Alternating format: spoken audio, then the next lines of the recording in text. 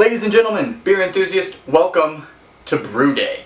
That's right, today we're going to take a shot at brewing a Belgian-styled ale. I want to give a huge shout out and a big thank you to Mr. Beer. They hooked us up with our recipe and all the materials that I'll be using to brew today completely on the house. They saw the first brew video I did, saw how fun I was having, and said, hey, we'll send you another one on the house so you can have some more fun. And that's exactly what we're going to do today. So thank you, Mr. Beer, so much.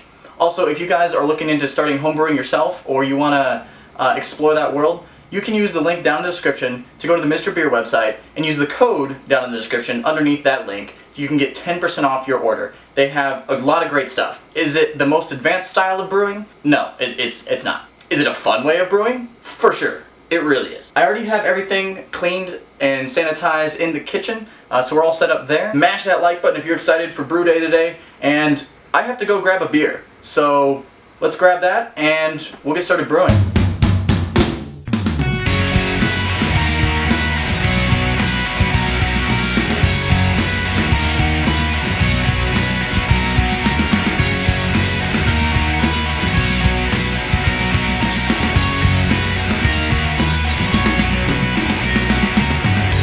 got my beer for brewing today.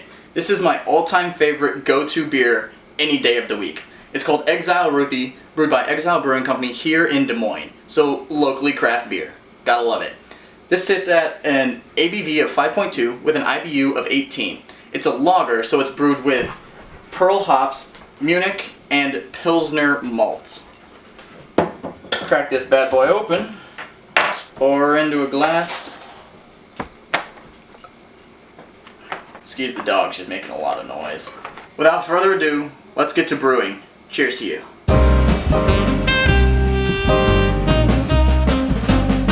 So the notes for today. Our beer is named Pint of Sunshine Belgian Ale. Our ingredients are golden ale extract, BrewMAX LME Gold, 1 ounce of Saaz, Belle Saison yeast, and we're going to use 2 gallons of Ice Mountain spring water. Because I looked at our tap water here through Des Moines, and it does have a little bit of chlorine in it, which isn't really that great for beer. Kind of throws the pH levels off a little bit. So we're going to use this natural spring water and hopefully it comes out great. We're going to add 2 hop additions. Both of them are going to be the Saaz. The first one is going to be 30 minutes into the boil, and then the last one is going to be right at the end when we add the malt extract.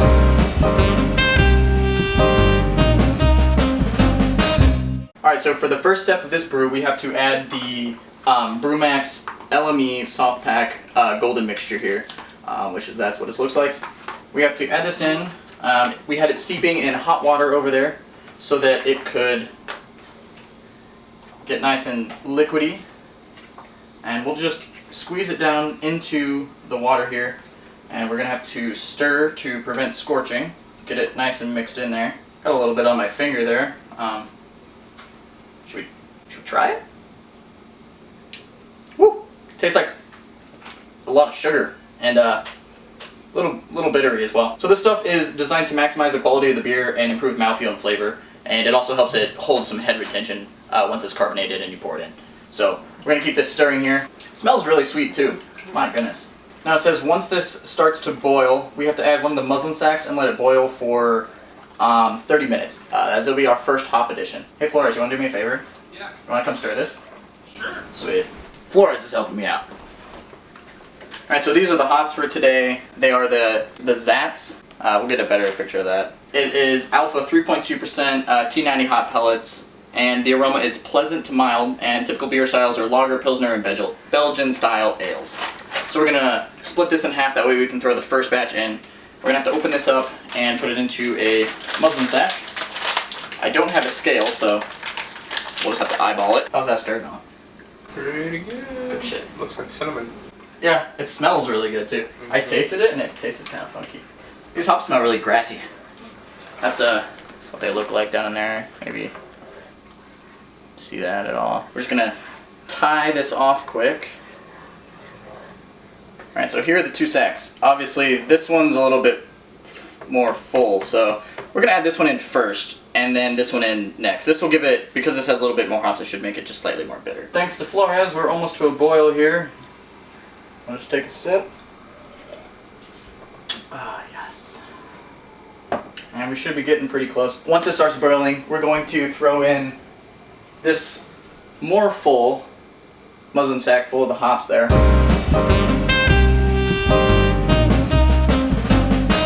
Alright, so we're just hitting a boil here, and we're going to go ahead and add the hops.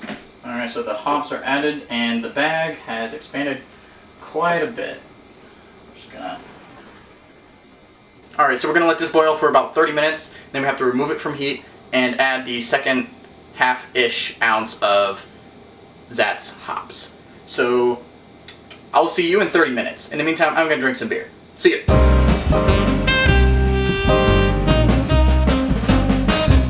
Alright everybody, we are at the 30-minute boil time, so what we got to do now is turn off the heat and remove it, like so. As you can see, we had some water boil off there, so that just means it's very potent now. Now we have to add the muslin sack, the second one,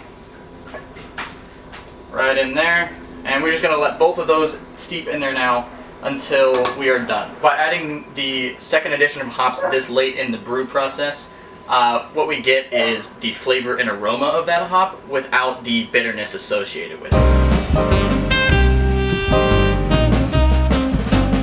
I have also gone ahead and opened up the malt extract here, so we're gonna pour that in right now. Get all that goodness, sweet, sweet goodness in there. Now a little trick I like to do that I found online that I think is brilliant is taking your can here, dipping it in, kind of swirl it around there.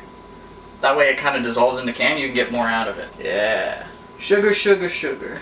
Of course, the more of this syrup we get in there, the more flavorful, sweet, and potentially more alcohol we'll get out of it.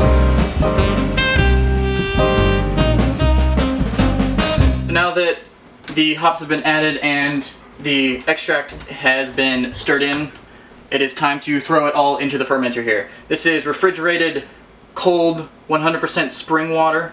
This water here will just bring down the temperature of the wort when we pour it into the fermenter here. That way it is ready to have yeast added to it and doesn't kill the yeast. So we have 1 gallon of water in there. And next, we're going to set this down right in here. Because if you remember last time, we spilled a lot.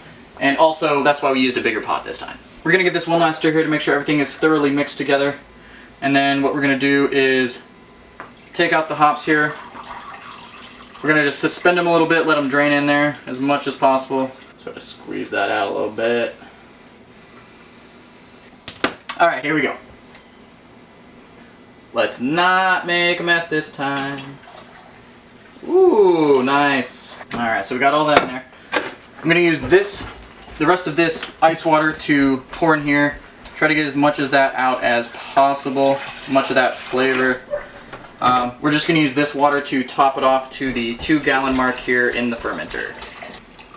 And 2 gallons of water, and we've hit it. The next thing we have to do is stir this very thoroughly. Make sure everything is mixed.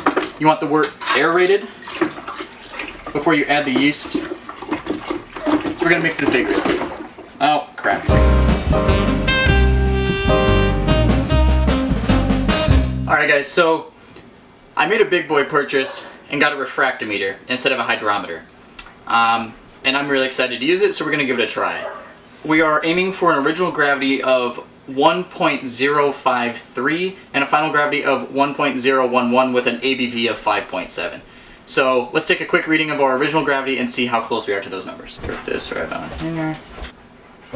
Alright, so we were aiming for 1.053 and it looks like we are sitting at 1.057.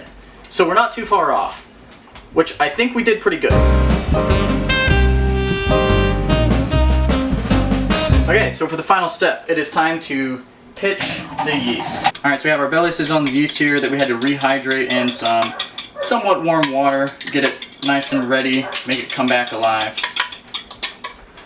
We're going to throw that and pitch the yeast right now. And since this was wet yeast, you can't really see it sitting on the top at all, but you can see it kind of swirling around in there. That's what that lighter color is, so we're going to throw the lid on it and let it go ferment. That does it for Brew Day today. Again, I want to give a huge thank you to Mr. Beer for sponsoring this video and sending out the recipe to me for me to try. I can't wait. It's got to ferment for 2 weeks, so after that we'll kind of give it a taste before it's carbonated. Check what the final gravity is of it, see if we're on point with that, just like we were a little over for the original gravity. If you want to check out the Mr. Beer website, you can use the link down in the description. Again, show them some love. If you decide to buy anything, you can use the code in the description to get 10% off, and that also goes to help support my channel, and I would very much appreciate that. This brew day was just a small step up from the first brew day I did, with just a few additional steps. The addition of hops, the BrewMAX extract along with the malt extract. I hadn't used the BrewMAX before, and the yeast that I had to actually sort of activate with the water. That was kind of new. Last time I used dry yeast. So if you haven't seen my first brew video yet, I'll leave a link for that down in the description as well. You can check it out, it's pretty fun. And if you're a little curious about what a Belgian style beer is and what's the hype on it, I have a Belgian 101 video down in the description for you to check out as well if you're curious. Thanks again for watching today's brew day, and make sure you subscribe for future content. I have some great stuff coming up that'll be really exciting, so you don't want to miss that. Mash the like button if you enjoyed today and made it to the end of the video, and as always, cheers to you everybody. I think the cat just fell.